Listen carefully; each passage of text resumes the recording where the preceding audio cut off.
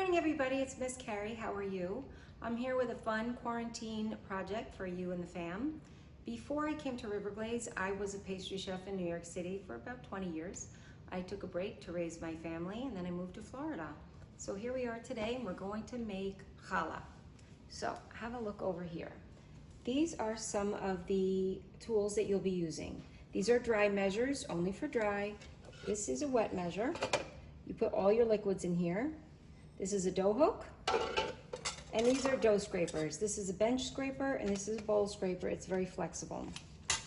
These are 2 thermometers. I actually don't use them anymore, but if you want to get really serious and technical, these are things you could use to measure the temperature of the water. So let's take a look over here. The first thing we're going to put in is our yeast and water and sugar. And don't worry, you're going to get the entire ingredient list and directions. Our water is approximately 100 degrees. Your body is approximately 98 degrees, so if you touch your finger into the water, it shouldn't feel much like anything. If it's too hot, it will kill the yeast. So you just put it in, and then you put your yeast in. This is dry granulated yeast, and this is sugar. There'll be more sugar in the recipe, but this is just to feed the yeast. Now, as the yeast, which is a living organism, moves around, it will start to consume the sugar. It will give off bubbles, and that's when you'll know it is proofed or ready. We're going to give this 10 minutes. Hi folks, we're back. Take a look at the yeast. It is alive and kicking. It is foamy. That's how you know it's doing well. I can start adding the rest of my ingredients. We're going to start with the liquids, which is a grapeseed oil for me, but you could use any no-taste canola oil. You could use an olive oil if you wanted to. You could even use melted butter. I like the consistency of the bread with the oil better. It's a little denser and a little more moist. This is the eggs. There's 2 whole eggs. I use extra large, and 1 yolk.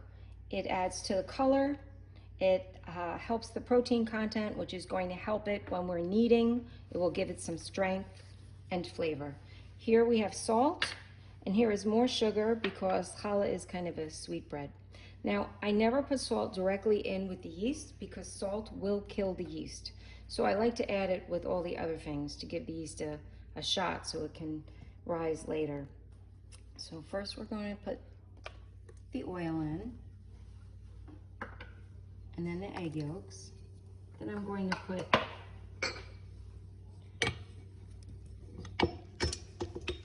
my equipment together and turn it on. Now, if you do not have a stand mixer, it's fine. Just get a really big bowl and use a silicone spatula. If you use a wooden spatula, everything will stick to it and you won't get any bread. Okay, next I'm going to put the salt and the sugar in the flour. And the reason I do that is because I might not need all the flour.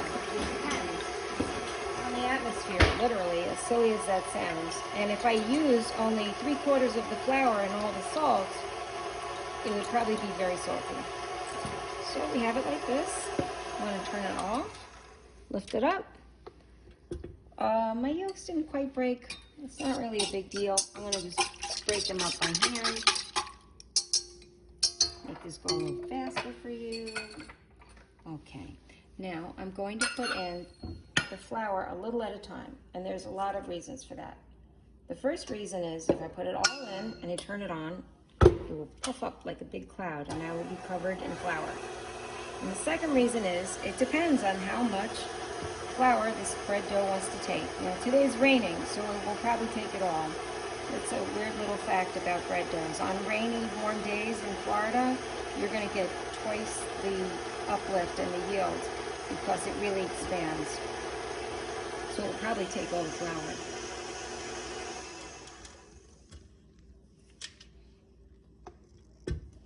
Still too soupy, by far. It will start to resemble bread dough soon.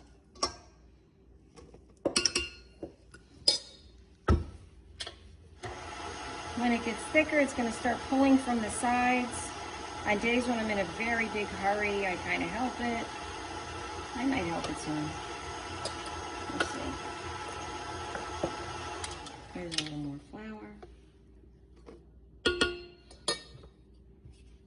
I just pull it in there.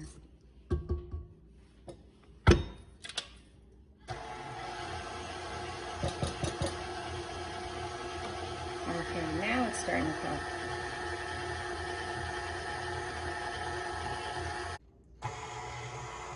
Okay, now it's starting to come together, and I have put in about 2.5 cups of the 4 cups that I called for. I'm going to put in a little bit more. It definitely needs more, but we'll see. That's the thing about bread. You can't give exact amounts of flour or water or dry ingredients. It really depends. Okay, so this is actually called a Shaggy Mask. It is the technical term for what this is. I like to knead by hand so I can really feel how much flour that the bread needs. So I'm going to turn it off now and show you how to dust your board and what you're looking for elasticity-wise and feeling-wise. So now I'm going to remove the dough hook.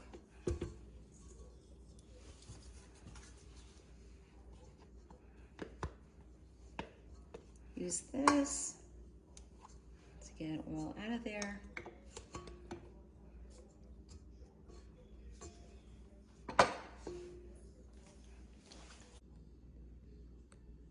So here is your Shaggy Mask. I could really leave it in the stand mixer and let it finish, but I think the bread comes out better if you knead it by hand the last little bit. So this is it. It's a little bit sticky. I'm going to take my leftover flour and I'm going to dust like this. You're going to want to do this. Don't do that. All that does is create big flour pockets, and it will be unevenly distributed. There we go. I flour the top, flour my hands a little bit. Now with kneading, you press forward, you fold, you turn. If you get stuck, you scrape. Bench scraper is going to be your best friend. Turn, fold, turn. Now, what we're looking for is smoothness, elasticity, and actually the consistency of skin, really. Freshly washed hands. Soft, smooth. You should have a little bounce back. It should not stick to my table. It is not sticking to my table. I'm gonna just, there's one little bit I don't like.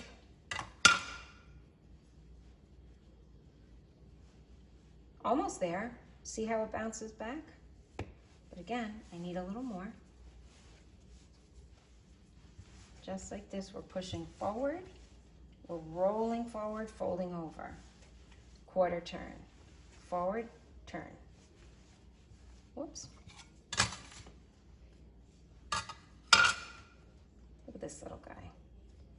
He bounces back. Looks cute. Like him.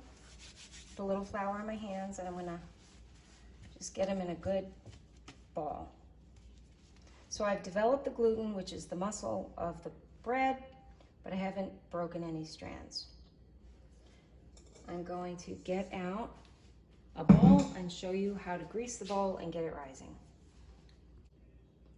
Okay, so now I'm going to use my bench scraper to make some room for the next part. Plus it cleans off your counter so well. Best hack ever. Just use a spray. You can pour some oil in, you could do all that. This makes a light, thin coating, and that's what we need. I'm gonna put this in. It's so sticky already, because the rain will not stop today. But I have a very light coating of oil on top. That prevents a skin from forming. If a skin forms as it's trying to rise, it's going to crack, and it's going to prevent it from getting as big as it's supposed to. It should rise to about half the bowl, double in size. So I would say once it gets to here, I'm gonna bring it out, knead it again, and then let it rise one more time. The more it rises and the slower it rises, the better your flavor. So now I'm going to put plastic wrap on this and come back in 1 hour. The best place to proof is somewhere dark with no movement of air and a little teeny bit of steam. So I usually put mine in my oven with a tray of hot water underneath it. Hi friends, it's Miss Carey. We're back after the bread has been rising. So you can see it is nice and full. It rose today for about an hour and a half. Now I'm going to poke it and you can see how it will deflate.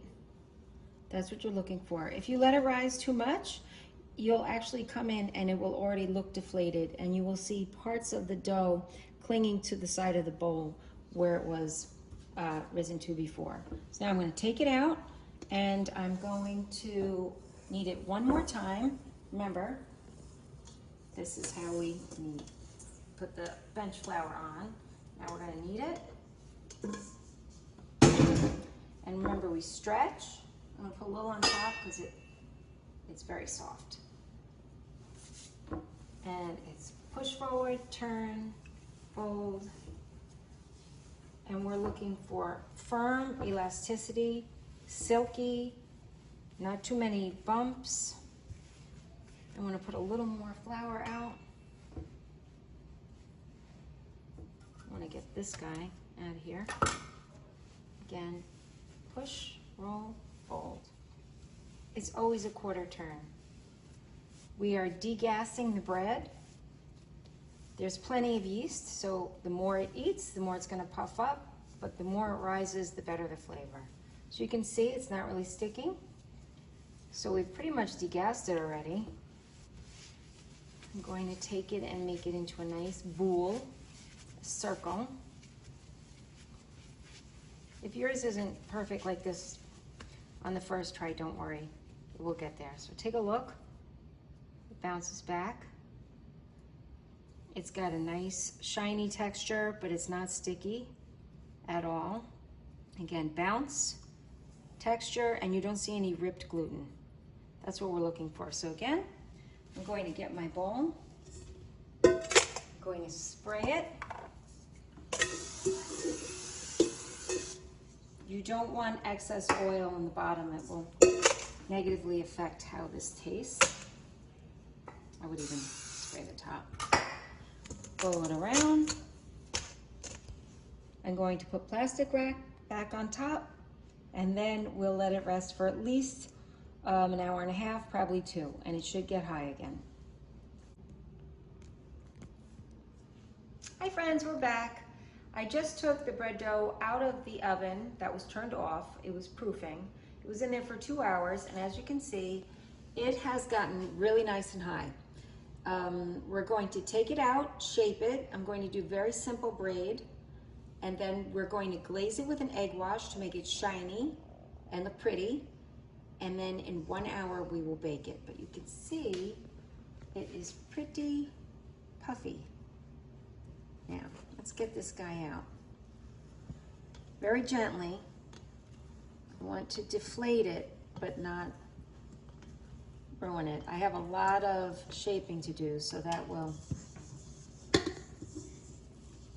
change how it looks. So for this, I'm going to do a very simple braid. Rustic. I think rustic is better. It looks a little more natural, and you don't have to play with it all day. I still have my bench flour.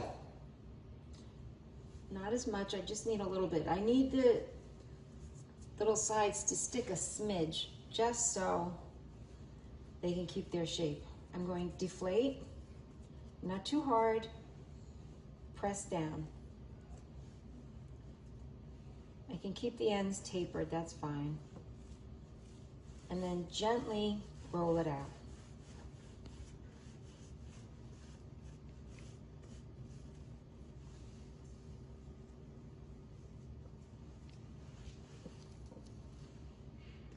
Maybe a little flour again, gently deflating. We don't ever want to get too rough with it at this point because we worked really hard and we can't get that time back. So if we ruin the dough, oops, it'll probably still taste good, but it will look a little funny. And notice I'm being pretty gentle with it, and I'm not making it perfect. There's still some bumps and things like that, but I'm getting a basic width that's the same on all of them, and length. If it's off a little bit, you can usually fudge it a smidge. Again, just like that, one more time.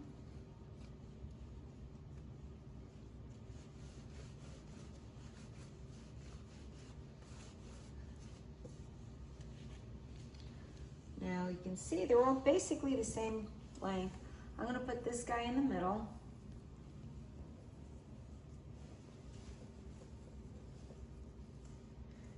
And I'm going to braid this half and then turn it around.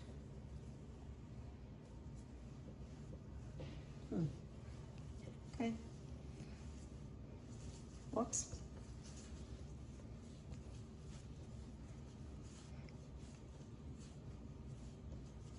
Always gets a little tapered at the end. I push it together, I fold it underneath. This part, it's easy to kind of make a little mistake at this point because you have to braid it kind of the opposite way.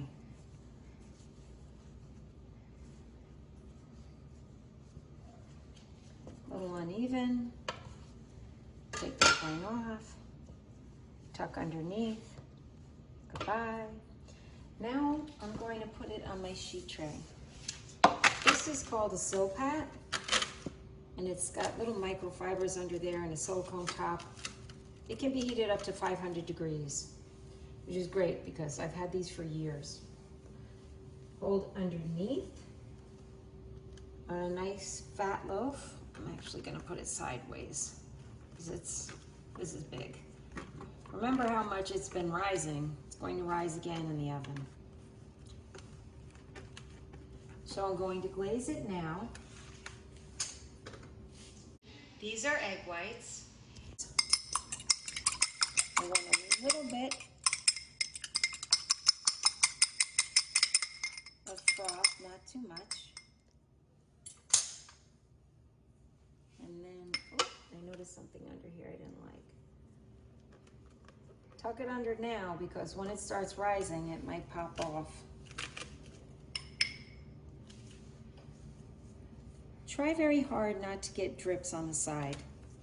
Nothing's wrong with it. It just doesn't look great. And brush. You can use a whole egg, you can use milk, you can use cream, you can use a whole egg with cream. Anything other than the egg whites is going to add more color. This egg white is going to caramelize a little bit, but stay shiny. If you use milk, it will not be shiny, but it will get brown. If you use a whole egg, it will get very shiny and very brown. Yolk will do that. I've used egg whites and honey before, things like that. What I'm doing now is going to help prevent a skin so it will be able to rise without splitting too much, even though sometimes that happens anyway, especially here in Florida.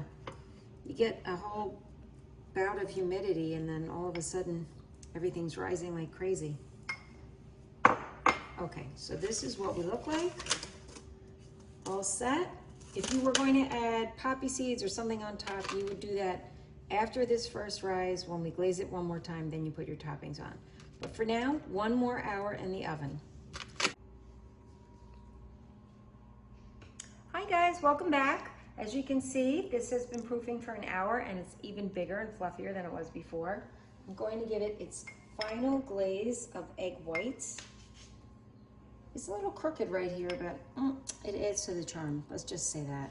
I'm going to put a little egg white between my loaf here and the pan. This is what happens when it rains in Florida on a hot day. You get very big bread.